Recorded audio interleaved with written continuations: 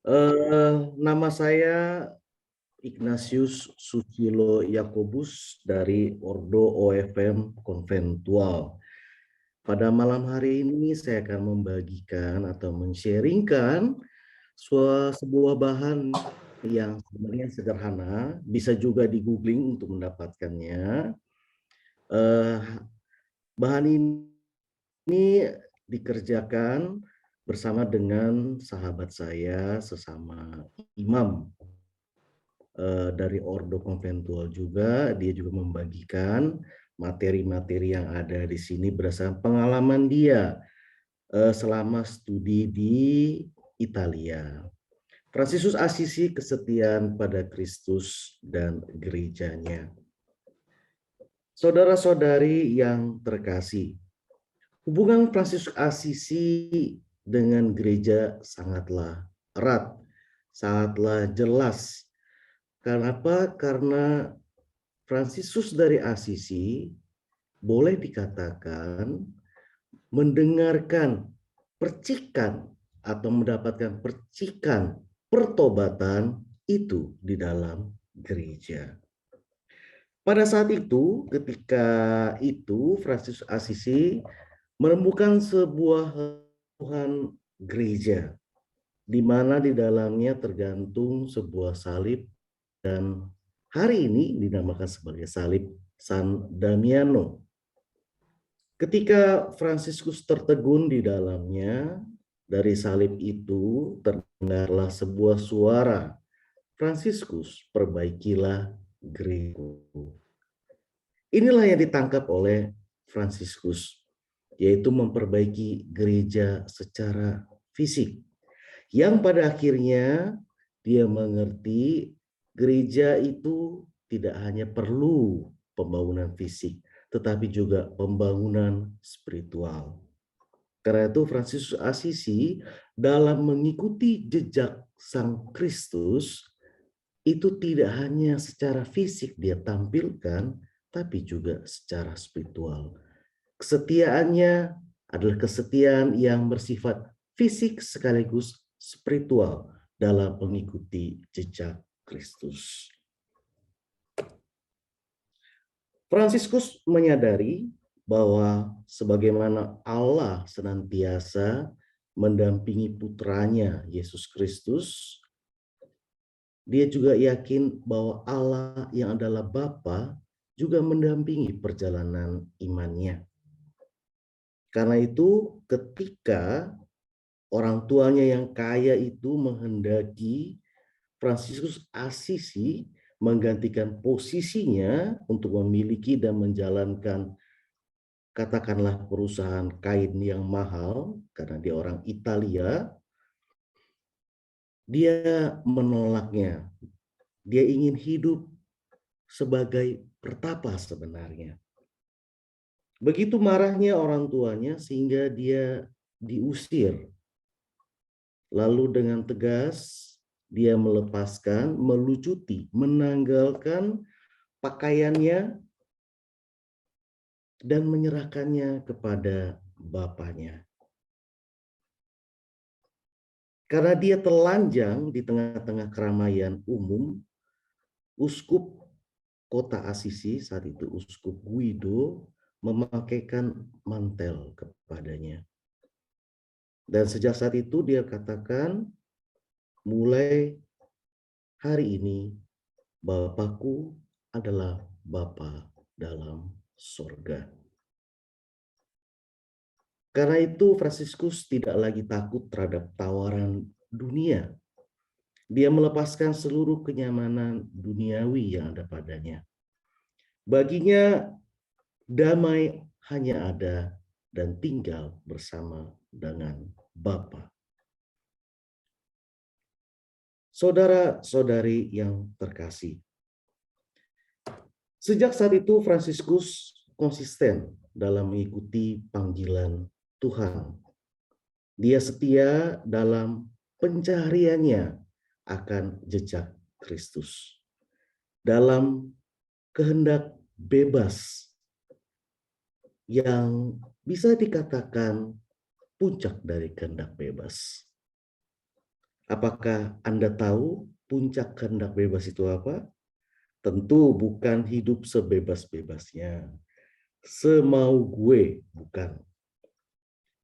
Kehendak bebas mencapai kesempurnaan justru ketika kita menyatukan dan menyelaraskan kehendak kita dengan kehendak Allah. Disitulah puncak kehendak bebas kita. Sikap bebas yang ditunjukkan oleh Fransiskus Assisi dalam melayani Allah dirasakan karena Allah sendiri memberikan providensia kepada dia, yaitu apa yang kita sebut sekarang ini sebagai penyelenggaraan ilahi. Fransiskus tidak pernah takut kelaparan, dia tidak pernah takut tidak memiliki teman, perjalanan, dia tidak pernah takut untuk melayani orang terpinggirkan, orang-orang yang miskin, bahkan dia sendiri tidak takut untuk mati. Begitu. Dalam kebebasan yang teguh dia memberikan pelayanannya. Dia tidak menganggap sesuatu yang dimiliki itu sebagai sesuatu yang harus senantiasa dipertahankan. Pernah ada suatu kisah, seseorang datang ke biara tempat di mana Fransiskus tinggal bersama dengan para saudaranya. Saudara tersebut, maksudnya tamu tersebut hidup sangat miskin dan sangat membutuhkan bantuan keuangan.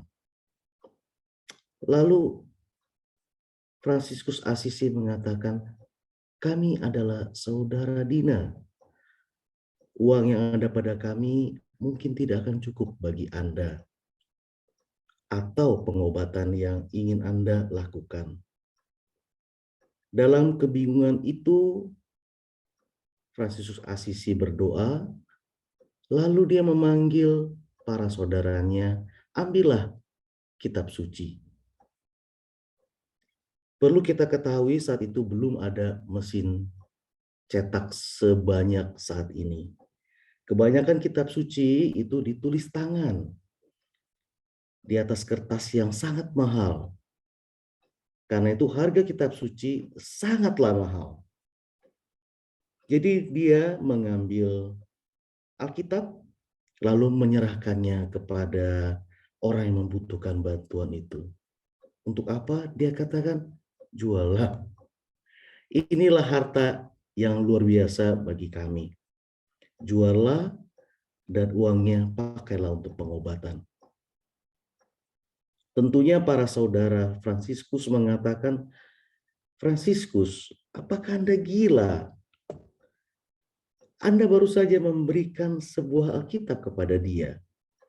Lalu Fransiskus mengatakan, jika memang kamu mencintai Kristus dan mencintai sabdanya, sabdanya tidak terkungkung pada tulisan-tulisan di kitab suci, tetapi juga harus keluar dalam perbuatan kita yang nyata.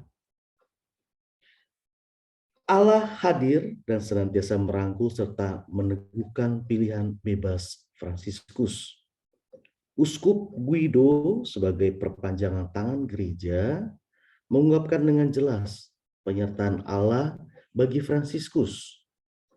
Gereja menjamin bahwa pilihan bebas Fransiskus adalah kehendak Allah yang senantiasa menyertai umatnya, anak-anaknya. Dari saat itu memang Fransiskus dengan berani, dengan tegap mengikuti dan melayani Allah melalui pelayanannya kepada orang-orang yang terpinggirkan. Pertobatan menuntut bukan hanya kata-kata yang indah, saya mau bertobat, atau setiap minggu sebelum misa saya harus terima dulu sakramen pengakuan dosa. Benar, itu adalah sebuah perbuatan yang baik. Tetapi jika hanya sebatas mengaku saja, lalu berjanji saja, saya pikir kita membohongi diri sendiri dan membohongi Tuhan. Pertobatan adalah mengganti pakaian lama, seperti Fransiskus Asisi menanggalkan pakaian lamanya dan menggantinya dengan mantel gerejawi, yaitu mantel pertobatan. Dia menanggalkan manusia lama dan mengenakan manusia yang baru. Jika kita lempar kisah ini ke dalam Injil, kita ingat bahwa Yesus sendiri ditanggalkan pakaiannya, disesah dan wafat di kayu salib, dimakamkan dan bangkit pada hari ketiga dengan tubuh mulianya. Di sini kita melihat adanya satu perubahan dari titik A ke titik B. Dari manusia yang lama menuju manusia yang baru. Saudara-saudari yang terkasih, sebagai umat Katolik, umat beriman, kita juga perlu mentransformasi diri kita menjadi manusia yang lebih baik setiap harinya. Tidak hanya saja melalui kata-kata, tapi juga perbuatan yang nyata.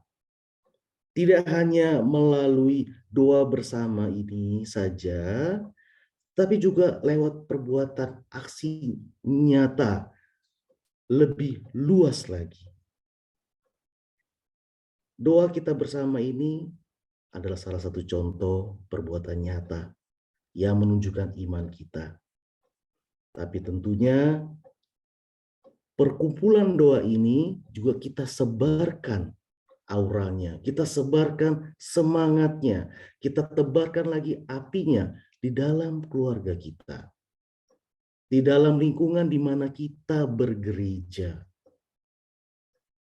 Itu adalah sebuah transformasi diri sekaligus juga berusaha mentransformasi orang lain. Fransiskus memiliki hubungan yang erat dengan gereja Roma. Dan hal ini tidak bisa disangkal. Seluruh pengalaman imannya serta pertobatannya tumbuh dan berpuncak dalam gereja. Secara jelas kita dapat temukan dalam salah satu suratnya tentang hubungan yang intim ini. Fransiskus mengajari kami, para pengikut teladannya, untuk mengucapkan doa singkat ini setiap kali masuk ke gereja, yaitu kami menyembah Engkau, Tuhan Yesus Kristus, di sini dan di seluruh gerejamu di seluruh dunia, dan kami memuji Engkau sebab dengan salib sucimu Engkau telah menebus dunia. Karena itu setiap kali kami berdoa, kami akan selalu mengawalinya dengan doa yang singkat ini. Sekalipun kami mengadakan misa di alam terbuka. Doa yang bersumber dari penghayatan iman Fransiskus ini menyatakan dengan jelas iman dan ketaatannya kepada gereja yang Kristus dirikan di dunia, yang nyata melalui penebusannya. Dari itu kemudian iman dan kesetiaan pada gereja menjadi pengayum dan penjamin Injil yang dihidupi lewat kasih dan pelayanan kepada sesama. Fransiskus Asisi begitu taat kepada gereja, sebagaimana jelas tertuang dalam anggaran dasar kami tentang ketaatan kepada gereja Roma, dan semua dari kami itu harus diuji. Memang memiliki iman Katolik yang lurus dan benar. Saudara-saudari yang terkasih dalam Kristus, pada zaman di mana Fransiskus hidup, ada banyak kaum bidaah. Dan mereka semua menentang gereja Katolik, menentang kepemimpinan, menentang imam. Pada saat itu sebenarnya jika Fransiskus ingin membuka sebuah aliran yang baru, pengikutnya dan pengagumnya itu banyak sekali. Tetapi Fransiskus memilih untuk hidup dalam kedinaan. Jadi miskin itu bukan berarti tidak punya uang sama sekali. Kata yang tepat itu adalah kedinaan. Kedinaan itu melambangkan kerendahan hati. Sekalipun aku memiliki banyak pengagum, banyak pengikut, jika aku katakan A, maka orang akan ikut. Tidak, saya tetap menghormati gereja, kepemimpinan paus. Saya tetap menghormati ajaran gereja. Saya tetap menghormati seorang imam, sekalipun imam itu jatuh dalam kesalahan yang fatal. Aku akan tetap meraih tangannya dan mencium tangannya. Para saudara bertanya, mengapa Fransiskus engkau lakukan demikian? Fransiskus mengatakan, ya, karena melalui tangan imamlah dihadirkan kembali tubuh dan darah Kristus. Hanya melalui tangan imam, maka ekaristi itu dapat ada. Tanpa kehadiran imam, tidak mungkin ini bisa terjadi. Itu sebabnya Fransiskus Asisi sangat menghormati seorang imam. Sekalipun imamnya terkadang-kadang nyeleneh. Baik, saudara-saudara yang terkasih, episode pertemuan dengan Injil sangat bermakna bagi diri Fransiskus dan para sahabatnya. Dalam kerinduan yang mendalam untuk mengikuti Kristus, Fransiskus bersama dengan dua orang saudara pertamanya berdoa dengan sangat khusyuk sekali di sebuah gereja untuk bertanya kepada Tuhan, Tuhan, gaya hidup seperti apa yang harus saya jalankan?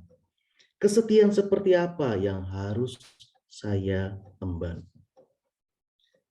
3 kali Fransiskus membuka Injil seperti yang biasa kita lakukan juga sebenarnya. Ketika kita mau baca Injil, terkadang kalau tidak mengikuti kalender gereja, kita buka sembarangan. Tidak apa-apa. Fransiskus Asisi juga berbuat demikian. Mana tahu Tuhan bersabda kepada saya melalui saya tutup mata, buka entah perikop apa yang muncul. 3 kutipan yang terkenal itu adalah, jikalau engkau hendak sempurna, pergilah, jualah segala milikmu, dan berikanlah itu kepada orang-orang miskin. Maka engkau akan beroleh harta di sorga. Kemudian datanglah kemari dan ikutlah aku. Mungkin bagi kita yang hafal, lanjutannya adalah, maka sedihlah orang itu karena banyaklah hartanya. Saudara-saudara yang terkasih, tentunya yang Yesus inginkan bukan hanya sekedar menjual segala milikmu dan berikan kepada orang-orang miskin, tetapi Yesus tahu apa yang melekat pada hati seseorang itu. Ketika kita memiliki kelekatan pada barang-barang dunia, entah itu uang, entah itu mungkin tanah, entah itu mungkin jabatan, entah apapun itu, dan menomorduakan Tuhan, sebenarnya itulah yang harus kita jual dan berikan kepada orang lain. Jadi dalam perikop ini Tuhan tidak hanya berbicara tentang uang saja, tetapi kelekatan dunia. Ayat yang berikutnya adalah, jangan membawa apa-apa dalam perjalanan, jangan membawa tongkat atau bekal, roti atau uang, atau 2 helai baju. Apakah memang itu? Tentunya bukan. Kalau tidak ada roti yang kita bawa atau mungkin beberapa puluh ribu kalau kita dalam perjalanan entah lapar, betul, tidak mungkin juga. Jadi apa yang Yesus maksudkan dengan ini? Yang Yesus maksudkan adalah, berlindunglah padaku, andalkan diriku, maka aku akan menyelenggarakannya untuk engkau. Itu yang Yesus ingin katakan kepada Fransiskus Assisi. Dan ayat yang ketiga adalah setiap orang yang mau mengikuti aku, ia harus menyangkal dirinya, memikul salibnya setiap hari dan mengikuti aku. Penyangkalan diri itu apa sih? Dari dulu ya, saya sering bertanya, ada nggak yang tahu menyangkal diri itu apa? Begitu. Ketika saya tanya kepada OMK, mereka ada yang menjawab, menyangkal diri itu Romo, itu seperti kalau misalnya kita lagi demam, kita bilang nggak demam. Bukan seperti itu tentunya. Menyangkal diri itu adalah penolakan kedagingan, penolakan keinginan daging. Ada orang yang misalnya jalan-jalan di mall, melihat barang yang indah, maunya dimiliki. Ada orang yang melihat kalau tetangganya beli sesuatu, mau juga. Nah, ini harus kita sangkal, penolakan.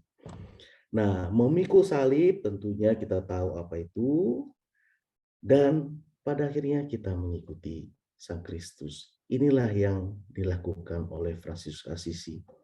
Kesetiaan dalam mengikuti Yesus, kesetiaan juga berada di dalam gereja Kristus. Mengapa? Karena Kristus menampakkan dirinya dalam gereja. Dan gereja menampakkan Kristus melalui sakramen-sakramen yang dilayankan oleh para imamnya. Saudara-saudara, demikianlah yang bisa saya bagikan, saya sharingkan pada malam hari ini. Jika ada yang mau sharing atau ada yang bertanya, silakan. Yang tidak menyangkut dengan apa yang baru saja kita dengarkan ini juga silakan. Terima kasih.